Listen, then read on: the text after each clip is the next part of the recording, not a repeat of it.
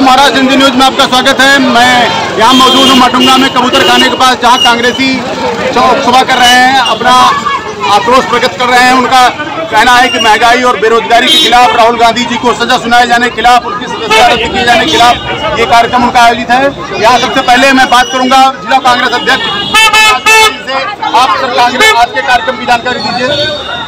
हम लोग यही कहने के लिए इधर जनता के सामने खड़े हैं कि राहुल गांधी जी ने जो सवाल लोकसभा में खड़े किए थे उनका जवाब मोदी जी को देना चाहिए। कांग्रेस पार्टी ने, राहुल गांधी जी ने क्या कहा था कि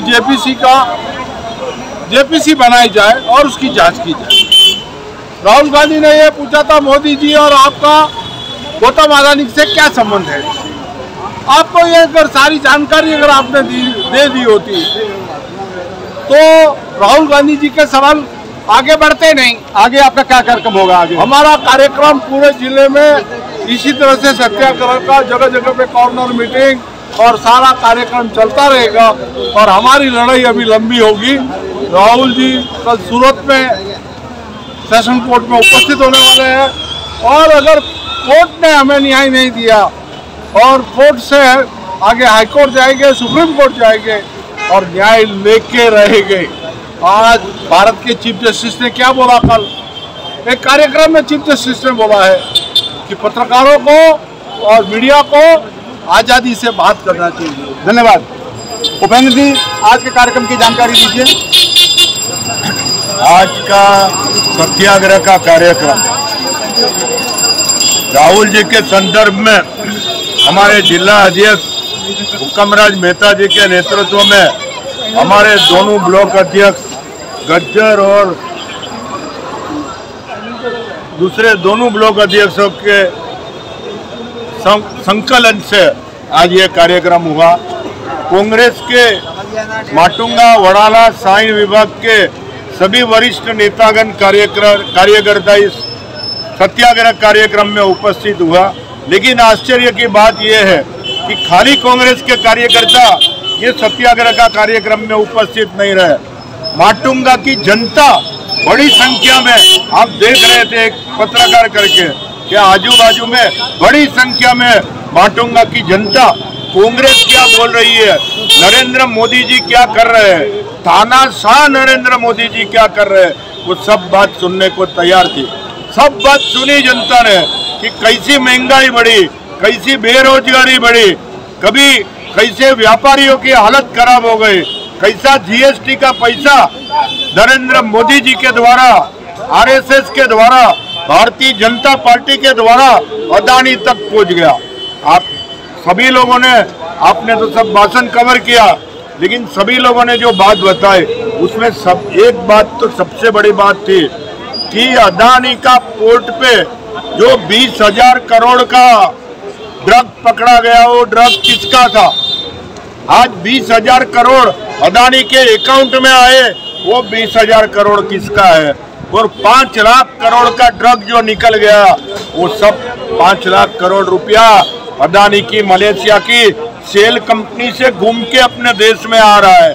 और अदानी के पीछे कौन मोहरा है? अदानी तो खाली मोहरा है। अदानी के पीछे मालिक कौन है? ये मैं नहीं बोल रहा हूँ, ये केजरीवाल साहब ने दिल्ली विधानसभा में बोला कि अदानी जी का तो पार्टनर नरेंद्र मोदी जी है। अदानी जी के पीछे पैसा लगा है नरेंद्र मोदी जी का, भारतीय जनता पार्टी का। तो मैं तो यहाँ तक आक्षेप करता हूँ कि नरेंद्र मोदी जी और भारतीय जनता पार्टी ये 20,000 करोड़ का हिसाब देवे। 20,000 करोड़ की ड्रग जो अदानी पोर्ट से पकड़ी गई थी उसका हिसाब देवे।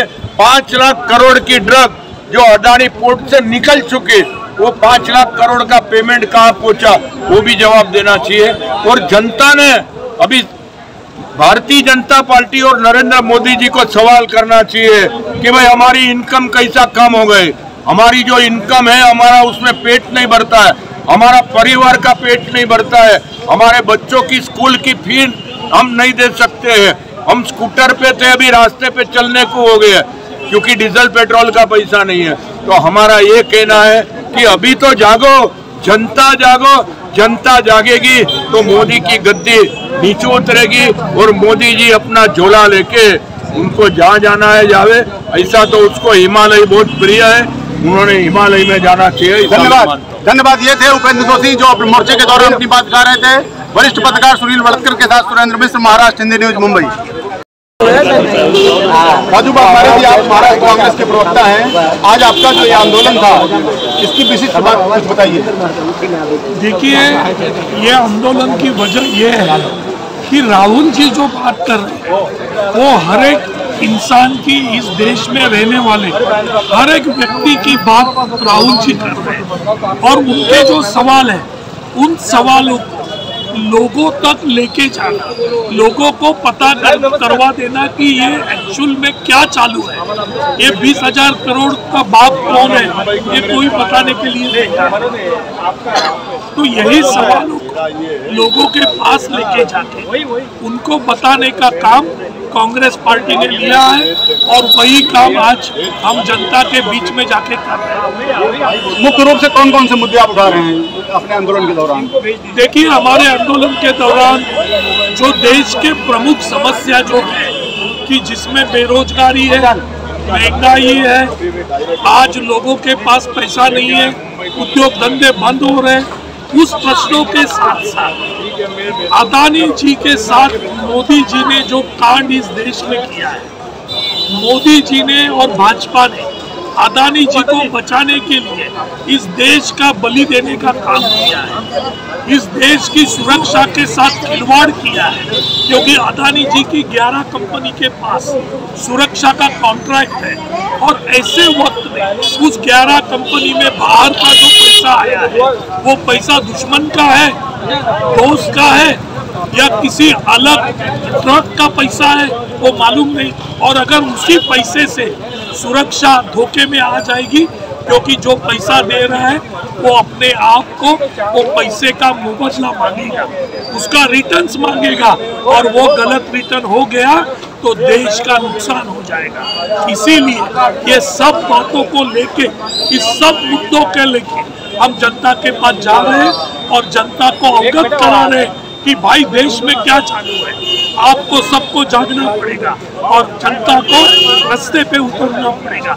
इसीलिए जनता को जन जागृति करने के लिए आज कांग्रेस रास्ते पे उतरी है। धन्यवाद। विधानसभा में केजरीवाल जी ने कही, आपको समझना चाहिए कि पूरे देश में लोग नौकरी गंवा रहे हैं, व्यापारी नाराज है, लोगों के पास पैसा कम हो रहा है। और ये अदानी जी 609 नंबर पे 2 नंबर पे कैसा आ गया? अगर कोई बड़े बड़े भाई लोग बनते हैं, आप मुंबई वाले को मालूम है भाई लोग माने क्या, तो लोग आक्षेप करते हैं कि इतने बड़े भाई बन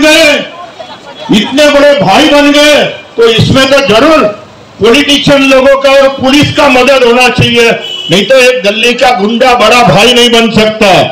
पुलिस या पॉलिटिशियन का, मैं पॉलिटिशियन हूं और ये बात मैं जनता से सुन रहा हूं कि बड़े भाई जब भी बनते हैं तभी पॉलिटिशियन और पुलिस का मदद के बगैर नहीं बन सकता है।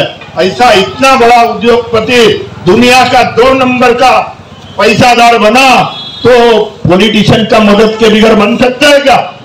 2 नंबर का, दुनिया का 2 नंबर का पैसा वाला, उसे पुलिस नहीं लगती है। अदानी में पुलिस नहीं लगती है, अदानी में तो नरेंद्र मोदी जी लगता है, अदानी में तो अमित शाह लगता है, अदानी में तो आगे बढ़ाने के लिए भारतीय जनता पार्टी लगती है, अदानी को आगे बढ़ाने के लिए राष्ट्रीय स्वयं सेवक संघ लगता है। क्योंकि ये सबका खर्चा, जो करोड़ों अरबों रुपए का खर्चा है, जो भारतीय जनता पार्टी की 1200 करोड़ रुपया की दिल्ली में आधुनिक ऑफिस बनी है, ये सब खर्चा कहां से आता है भाई? लोगों को खाने का तकलीफ, लोगों को नौकरी का तकलीफ, और 1200 करोड़ रुपए का राजमहल किसके पैसे से बना? वो पैसे का हिसाब किधर है? और हमारे पंतप्रधान ने, नरेंद्र मोदी जी ने प्राइम मिनिस्टर फंड कोरोना के समय खोला, आपको मालूम है? उसमें किसने कितना चंदा दिया वो जाहिर नहीं करता है। अगर वो जाहिर करेगा तो नरेंद्र मोदी जी को थैला लेके अपनी कुर्सी से उतर के आना पड़ेगा। याद है नरेंद्र मोदी जी की बात?